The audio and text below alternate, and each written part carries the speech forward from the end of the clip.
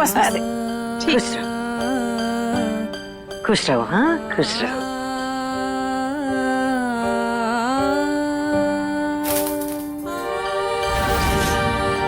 दादू हमें माफ करना, पर हमने ये फैसला सबके भले के लिए लिया है।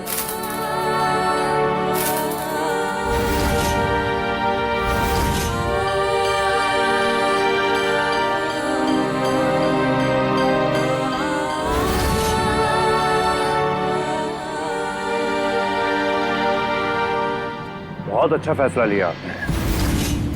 मैं आपसे वादा करता हूं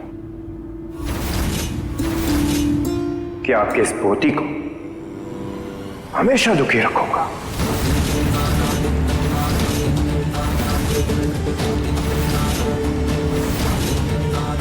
आंसुओं की कमी नहीं आने दूंगा इसको कभी।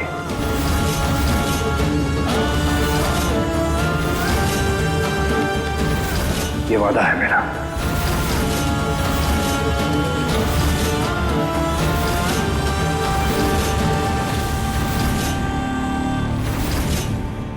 रुद्रा,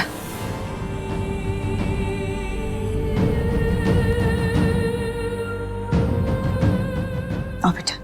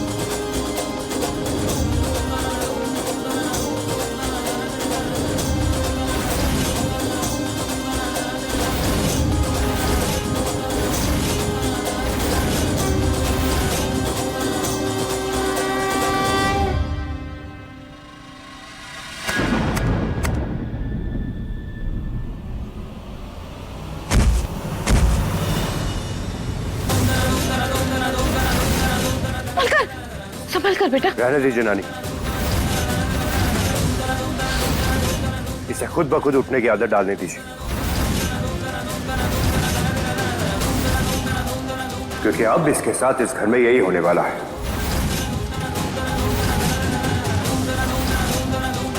इसे चैन से जीने तो दूर, ढंग से कदम भी नहीं रखने दूंगा मैं।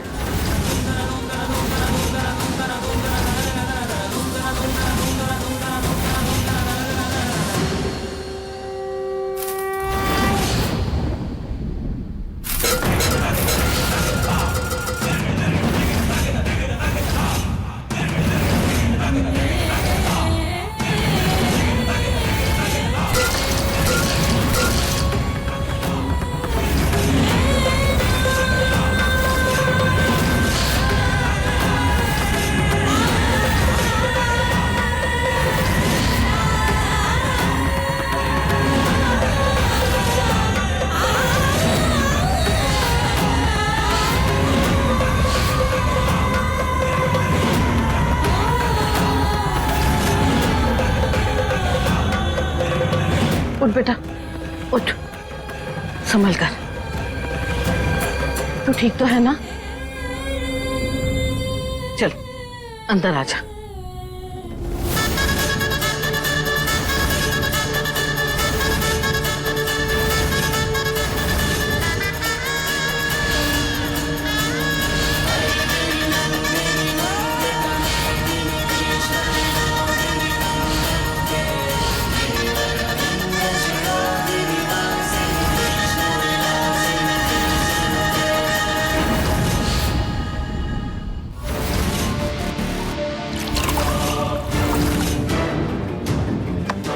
रुद्र,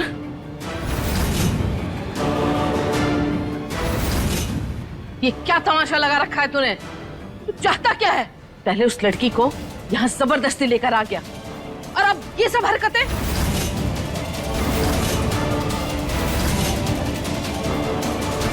सुधा, तू चुप क्यों है? इसे कुछ कहती क्यों नहीं? अगर तेरे माथे पर सौतेली माँ का दाग है तो इसका मतलब ये नहीं कि तू जुबान पर अपने ताला लगा ले।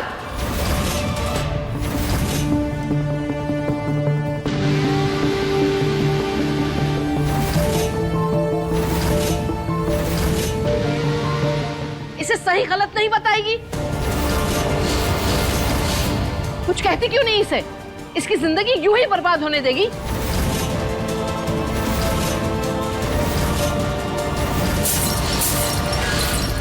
रानी,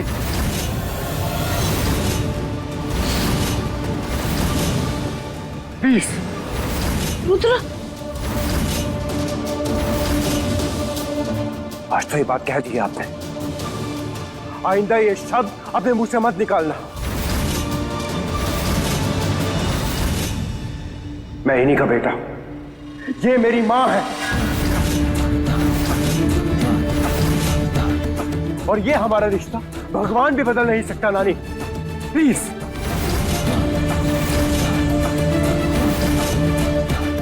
रही बात इस लड़की की, इसने मुझे मजबूर कर दिया ये सब करने में। इसने मेरे परिवार को धोखा दिया, मेरे भाई के प्यार के साथ खिलवाड़ किया है इसने।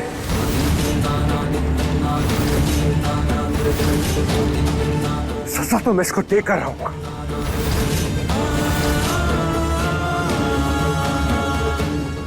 प्लीज, हाथ जोड़ के विनती है आपसे, मेरे और इस देवयानी के बीच में मत आइए।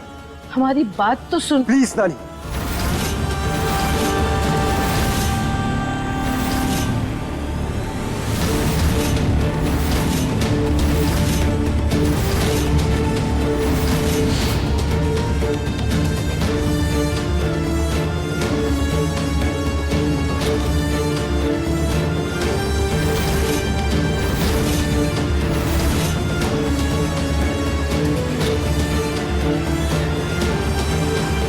सुधा, इसे कुछ बोल ना तू।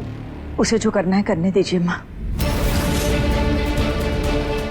आप कुछ मत बोलिए उसे।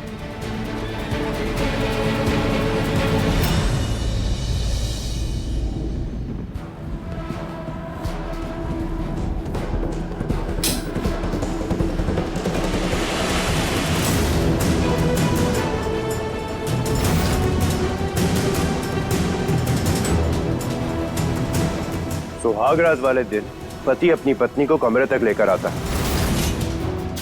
उसे वादा करता है कि वो उसको दुनिया की हर खुशी देगा। मैं भी तुमसे वादा करता हूं कि तुम्हारी जिंदगी दुखों से भर दूंगा मैं। तुम्हारे हर दुख का कारण बनूंगा।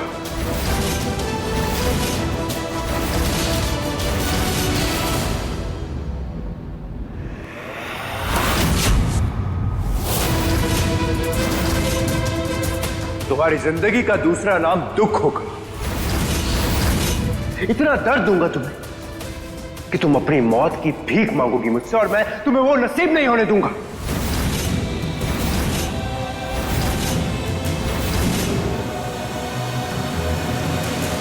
ये सजावट को देख के सोच रही होगी ना तुम कि मैंने ये सब क्यों करवाया।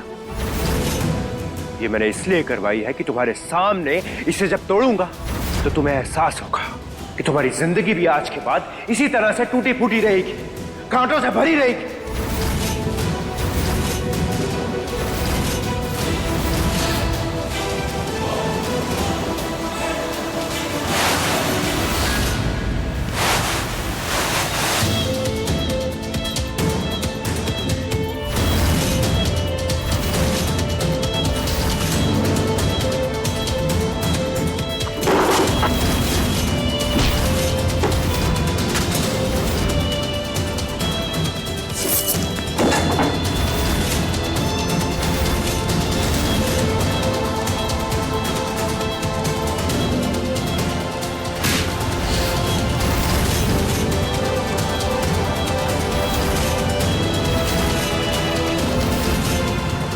मुबारक हो, मेरी पत्नी को मेरा पहला तोहफा।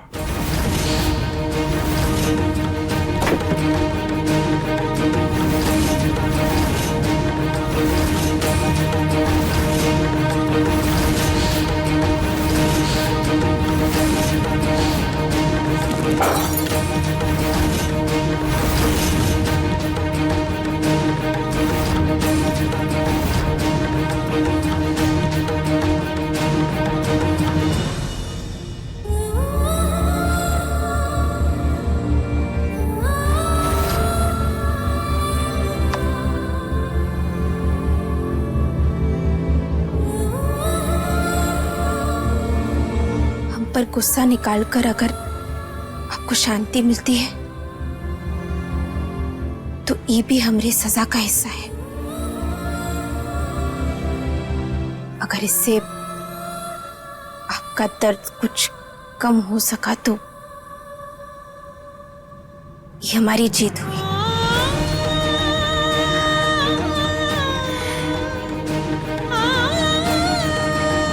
हमें शक्ति दीजिएगा माँ।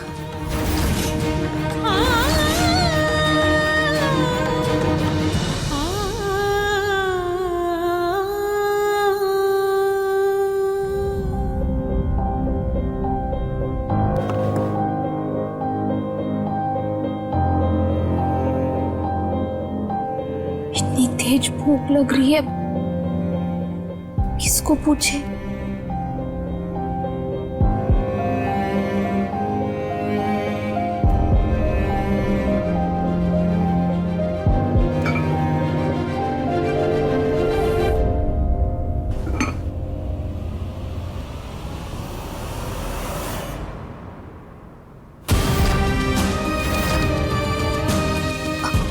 खुशी, दीदी आपको कुछ चाहिए क्या? हमें ना बहुत तेज भूख लग रही है। किचन कहाँ पर है? चलिए मैं आपको बताती हूँ। ठीक है, चल।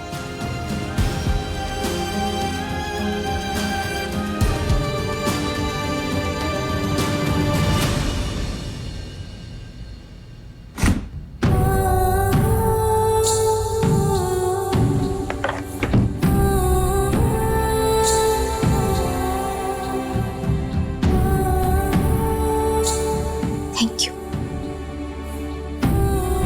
खुशी, आप ठीक है ना? मैं तो ठीक हूँ, लेकिन आप ठीक नहीं हो ना? पापा ने आपको मारा ना? नहीं तो ऐसा कुछ नहीं हुआ। बड़ी दादी कहती है जो भी झूठ कहता है उसको रात को चूहा अपने साथ लेके जाता है।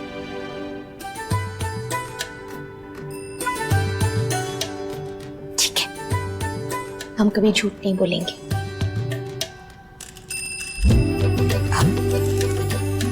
आओ हमारे साथ।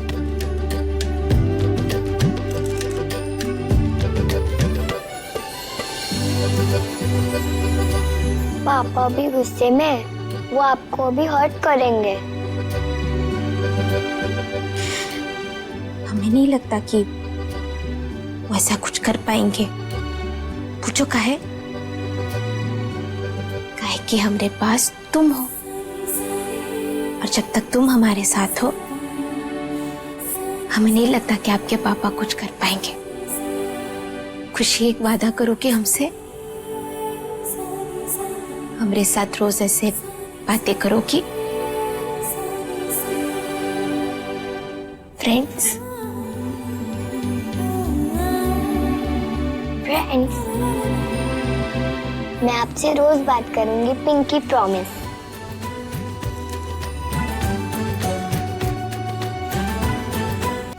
खुशी, खुशी, अरे तू यहाँ क्या कर रही है? इतनी रात हो गई है, चलो जाकर सो जाओ। चलो, गुड गर्ल।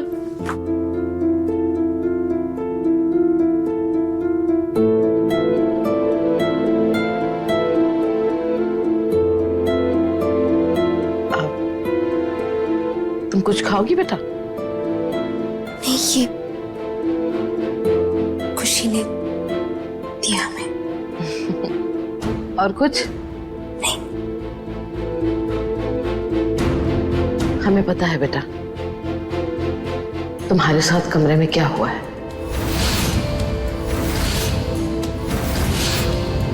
बहुत रात हो गई है, तुम भी सो जाओ बेटा। आओ। नानी माँ, पुराना माने तो एक बात पूछ सकते हैं आपसे? अरे बुरा मानने की क्या बात है, बोलो क्या बोलना है। हम बस ये जानना चाहते थे कि क्या सच में रुद्र जी की पहली पत्नी ने उन्हें धोखा दिया था?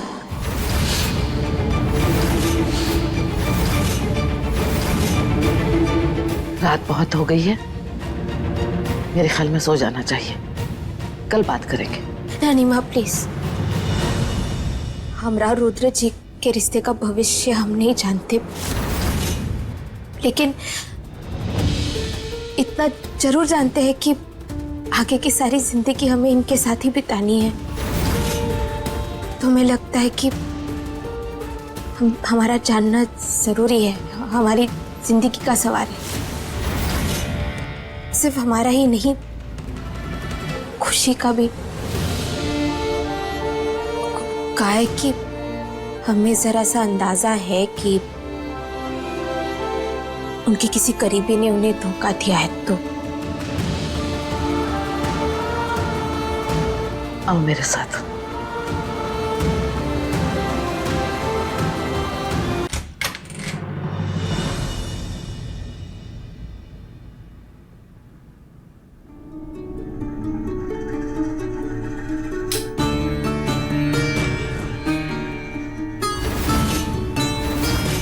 यही है,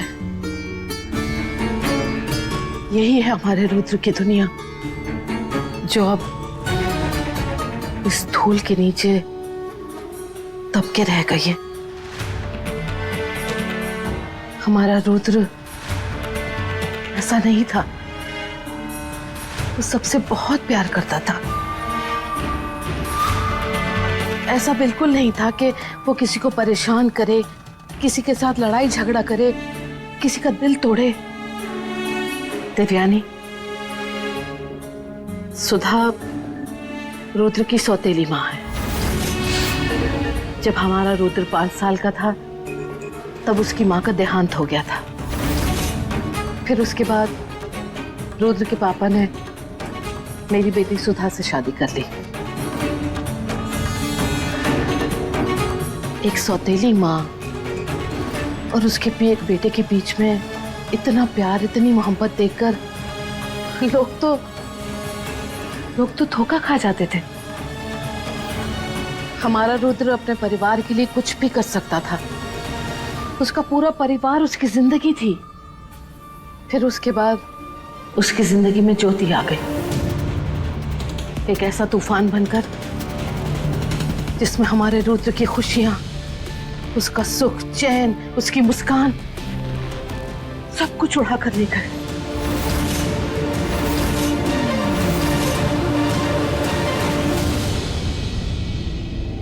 रुद्र सच्चा प्यार करता था ज्योति से, और हम लोगों को भी कोई एतराज नहीं था दोनों की शादी से। सारे के सारे घर वाले खुश थे शादी को लेकर। फिर अचानक ज्योति के बर्ताव में बदलाव आ गया।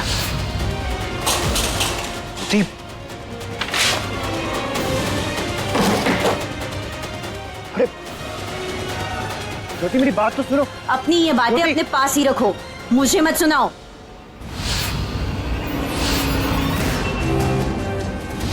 और हमारा रुद्र हमसे बातें छुपाने लगा। दोनों के बीच में बहुत क्लेश होता, बहुत झगड़े होते। दोनों के बीच में दरार आ चुकी थी।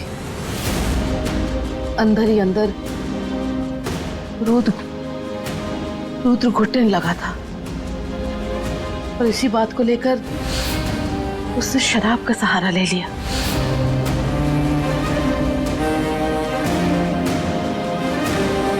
फिर एक दिन दोनों रुद्र और ज्योति फार्म हाउस पर चले गए। सारा दिन किसी की रुद्र से बात नहीं हो पाई, उसका फोन ही नहीं लग रहा था, तो हम लोगों ने सोचा कि क्यों ना सब मिलकर फार्म हाउस पर चले। हम सब मिलकर फार्म हाउस पर चले गए। वहां जाकर हमने देखा कि ज्योति,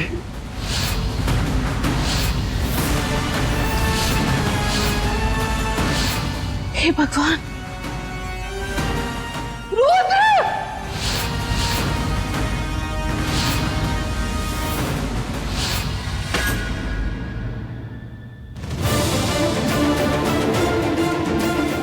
उस दिन के बाद से न वो ज्योति कहीं दिखाई दी, न कभी उसके बारे में कुछ सुनने को मिला।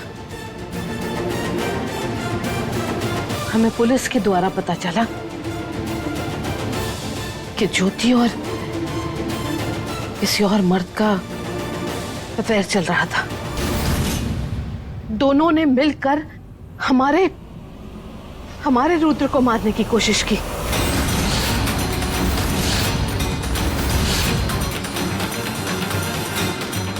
जो हमारे रुद्र के शरीर का जख्म था वो तो भर ही गया, मगर जो जख्म हमारे बच्चे के दिल पर लगा था वो एक नासूर बन गया और उसकी पूरी जिंदगी में फैल गया।